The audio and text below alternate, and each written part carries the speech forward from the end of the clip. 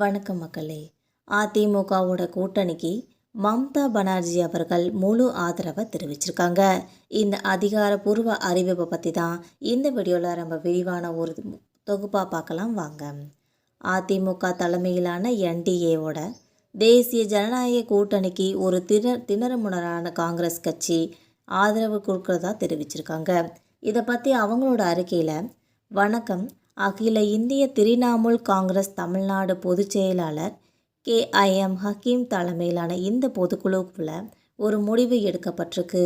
அதில் அஇஅதிமுகவோட தலைமையிலான என்டிஏவோட தேசிய ஜனநாயக கூட்டணிக்கு ஆதரவை தெரிவித்து அஇஅதிமுகவோட பொதுச் செயலாளர் மாண்புமிகு எடப்பாடி K பழனிசாமி அவர்களை திரும்பவும் இரண்டாவது முறையாக முதல்வராக்குறதுக்காக இந்த கூட்டணி கட்சியினருக்கு ஒரு முழு பலத்தோட பாடுபடுறதுன்னு முடிவு செஞ்சுருக்கோன்னு சொல்லியிருக்காங்க.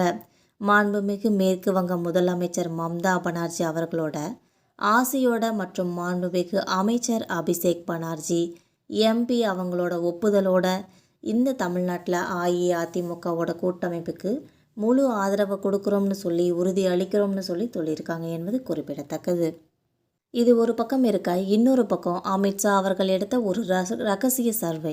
அதிமுக தான் ஆட்சியை பிடிக்கும், ஆனால் பாஜக ஒரு தொகுதியில் கூட ஜெயிக்கிறதுக்காக வாய்ப்புகள் இல்லை. திமுக தான் எதிர்கட்சி. நடிகர் விஜயோட ஓட்டை பிரிப்பாங்க, ஆனால் சீட் கட்மற்று கிடையாது. திமுக தோற்கிறது மகிழ்ச்சியாக இருந்தாலும் பாஜக தமிழகத்தில் நிமிரவே நிமிராதா அப்படின்னு சொல்லி அமித்ஷா அவர்கள் ரொம்பவே அப்செட்டான இன்னொரு தகவலும் வந்திருக்கு.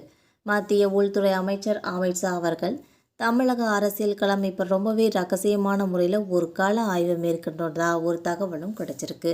இந்த ஆய்வின்படி பார்த்தா பாஜகவோட தலைமைக்கு ஒரு பெரும் அதிர்ச்சி கிடைச்சிருக்கு.